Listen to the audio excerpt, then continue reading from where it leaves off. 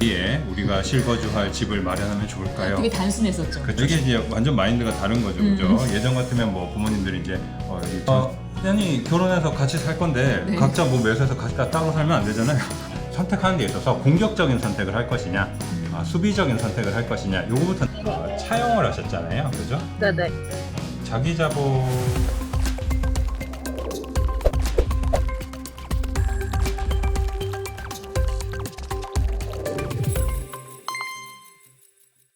여러분 부자 되는 전화 실시간 부동산 상담 도와드립니다. 02888-8885로 문자 보내주시면 돼요.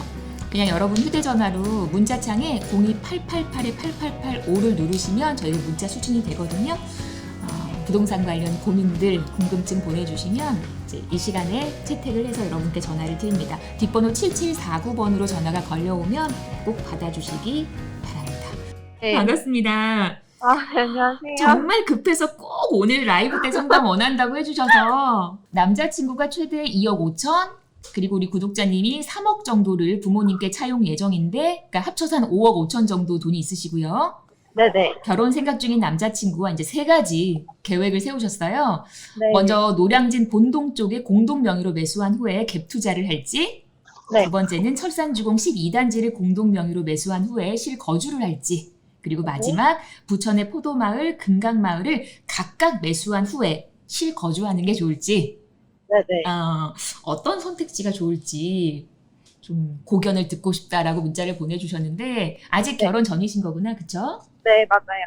미리 축하드립니다. 감사합니다. 네, 우리 그러면 김규준 이사님 나와 계시니까 네. 어떤 게 가장 좋을지 한번 얘기를 들어볼게요.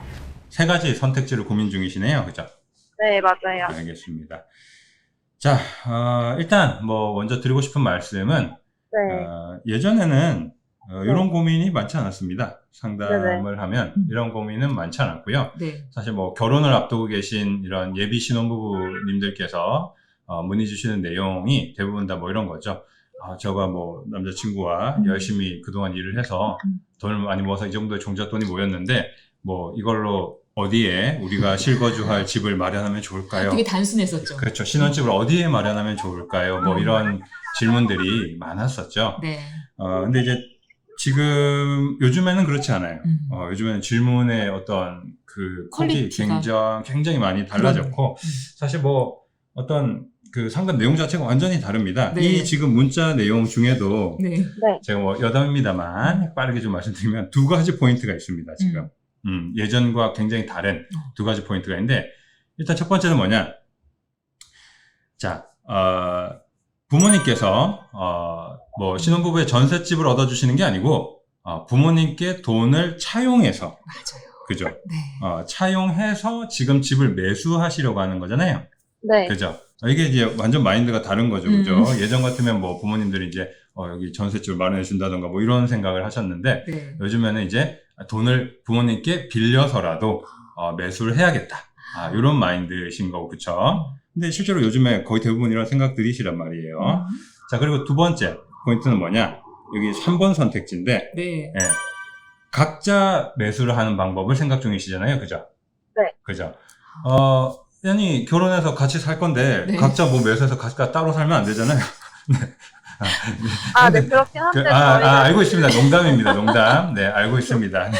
근데 그렇게 하는 설마, 그죠? 이유는, 자, 그렇게 하는 이유는 알고 있습니다. 자, 그렇게 하는 게 더 이득이 될 걸로 판단을 하시는 거 아닙니까? 물론, 각자 사시진 않겠죠. 네, 알고 있습니다. 그래서, 각자 매수하셔가지고, 이제 그 신혼부부시니까, 그 비과세나 이런 것들을 좀 유리한 쪽으로 이용하시려는 거잖아요. 네, 알고 있습니다. 그래서 정말 고민을 많이 하신 거죠. 네, 그래서 그렇게 이제 고민하고 계신데, 네. 자, 가야 되겠다, 그쵸? 그쵸. 이렇게 표시를 해야 되는데, 지금 3가지 선택지가 있는데, 자, 1번이 노량진, 본동. 그쵸. 본동 쪽에, 네. 이쪽이네요. 본동, 본동 쪽에, 갭투자. 그쵸? 그쵸? 갭투자 하시는 거, 그죠? 그리고, 2번째가 철산주공. 그쵸? 철산주공은 여기겠네요. 철산주공. 요거는 이제 12단지 실거주. 그죠? 12단지. 그 다음에 3번째가 부천 중동 쪽, 부천 중도 쪽에 각자 매수. 이렇게 1번, 2번, 3번 선택지가 있네요. 그죠? 네. 선택하는 데 있어서 공격적인 선택을 할 것이냐, 수비적인 선택을 할 것이냐, 요거부터 나뉘는 것 같아요. 네. 우리가 뭐 주식 같은 거, 펀드 같은 거 가입하면 뭐 당신은 어떤 투자 성향입니까? 물어보잖아요. 뭐 네. 위험 회피형인가요? 뭐 안정 추구형인가요? 물어보죠. 네. 제가 생각할 때 지금 1번 선택지는 좀 안정 추구형인 것 같고요. 네. 네. 그 다음에 2, 3번 선택지는 공격적인 투자형, 공격 투자형, 뭐 이렇게 얘기하면 될 것 같습니다. 자, 일단 1번 본동 쪽에 갭 투자한다. 서울 쪽에 매수하시는 거 아닙니까? 그죠? 네네. 이거는 이제 어떻게 보면 좀 안정적인 선택이라는 얘기죠. 네. 어쨌든 서울이니까, 그죠? 서울이고, 2번, 3번 입지에 비해서는 훨씬 입지가 좋은 건 사실이잖아요. 그죠? 그렇죠. 본동이라고 하면 뭐 여의도도 가깝고, 그리고 이제 한강도 가깝고, 그 다음에 9호선 라인이 있으니까 강남 접근성도 좋고, 네. 그 다음에 옆에 이제 노량진, 뉴타운, 흑성 뉴타운, 뭐, 그 뉴타운 조성으로 인한 또 가격이 옆에서 쌍끌이를 해주는 뭐 이런 또 입지 아닙니까? 그래서, 이게 좋을 것 같네요. 굉장히 뭔가 좀 안정적이라는 네. 거고, 사실 이런 그 서울 내에서도 직주 근접도 높은 이런 입지라고 하면 네. 사실, 가격이 올라갈 때 이제 잘 따라가고, 그 다음에 하락장에서도 잘 버텨줄 것으로 우리가 생각이 되기 때문에 네. 사실 좀 안정 추구형이다 이렇게 말씀을 드린 것이고, 네. 물론 실거주는 언제 할지는 모르겠습니다. 왜냐면 갭 투자를 하셔야 되는 상황이니까 갭이 많이 벌어져 있잖아요, 그죠? 네. 그래서 네. 실거주는 아니니까 사실은 이제 조금 뭐 실거주 목적으로는 뭐 좀 적합하진 않지만 거기 이제 들어서 우리가 당장 살 수 있는 건 아니니까요, 그죠?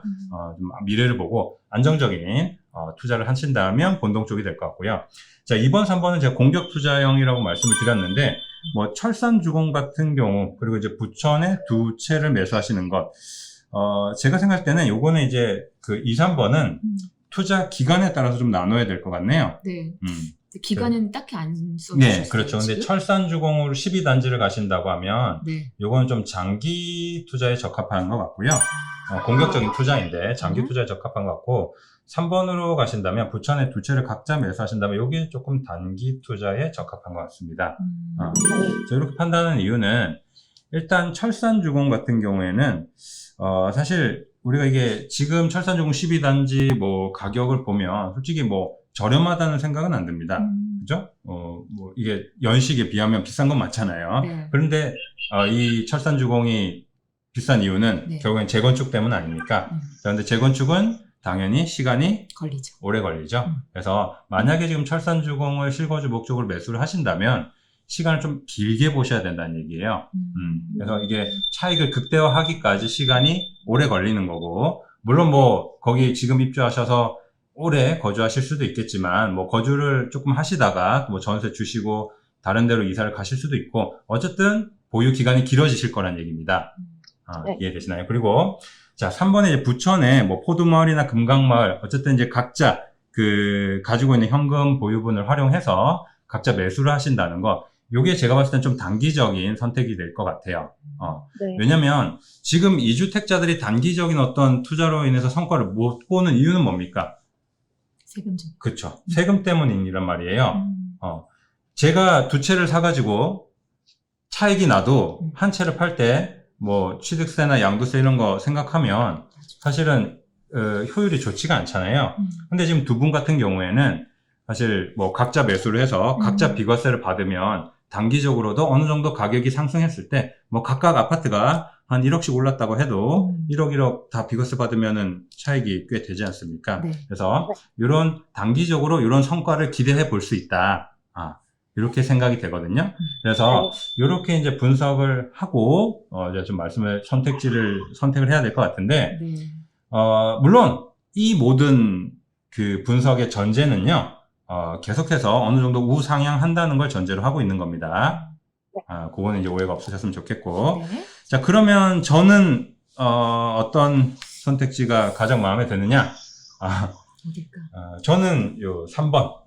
3번 네. 부천 각각 투자. 네, 각자 매수하시는 쪽으로 좀 선택을 하셨으면 좋겠습니다. 네. 자, 이게 뭐 이런 건 있습니다. 부천이 아직 뭐 덜 올랐느냐라고 하면 물론 올해 많이 올랐어요, 사실은. 많이 올랐기 때문에 예, 꼭 부천이 아니더라도라는 전제는 조금 달아야 될 것 같긴 한데 좀 아직 저평가된 아파트를 매수해서 네. 각자 차익을 보시는 것이 제 생각에는 좀 좋은 방법이 아닐까라고 생각을 하거든요. 네, 제가 이런 판단을 한 조금 가장 뭐랄까요, 직접적인 이유는 뭐냐면 지금 두 분이 차용을 하셨잖아요. 그죠? 네네. 자기 자본이 아니죠, 사실은. 그죠? 빌린 거 아닙니까? 그죠? 이게 부모님한테 증여를 받으셨으면 얘기가 달랐을 거예요. 네. 네, 근데 차용을 했다는 건 상환을 하셔야 되죠? 네. 그러면 제 생각에는 결국엔 이게 증여가 안 되려면 나중에 상환까지 하셔야 되고 네네. 어느 정도 빨리 성과를 보고 차익 실현을 해서 우리 자금을 좀 만들어서 그 자금으로 재투자하시는 게 좀 더 낫지 않겠느냐라는 판단을 하는 겁니다.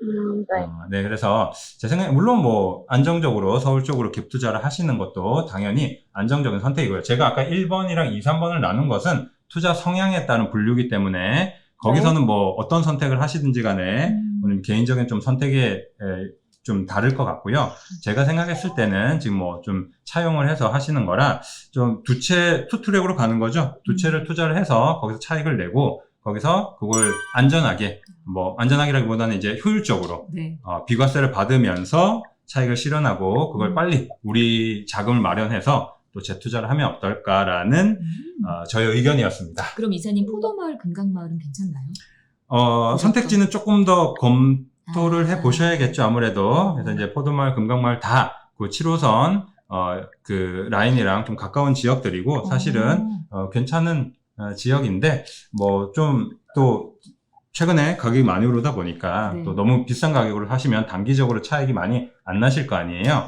네. 그죠? 그래서 선택지는 조금 더 고민을 해보시고요. 저는 일단 큰 범위에서 네. 좀 말씀을 드리면 3번으로 좀 가시면 어떨까라는 의견을 드리고 싶습니다. 네. 그러니까 안정적인지 공격적인지를 먼저 좀 판단을 하셔야겠네요. 네. 본인의 성향을. 그 투자 성향도 좀 그렇죠? 생각을 해보시고요. 네. 네. 그때 좀 도움이 되셨을까요? 네네. 네. 부천에 알겠습니다. 그렇게 분산으로 하는 건 괜찮다고 하니까 또 구체적인 궁금증 있으시면 전화 주시면 또 저희가 도와드릴게요. 네, 감사합니다. 결혼 축하드려요. 네, 감사합니다. 네.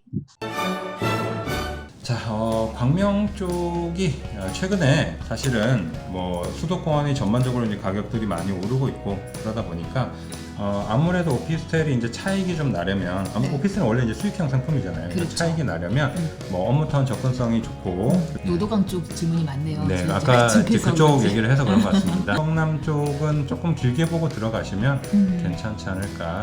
뭐 갈아타기 언제가 좋을까 이렇게 말씀하시면 제가 어떻게 그럴지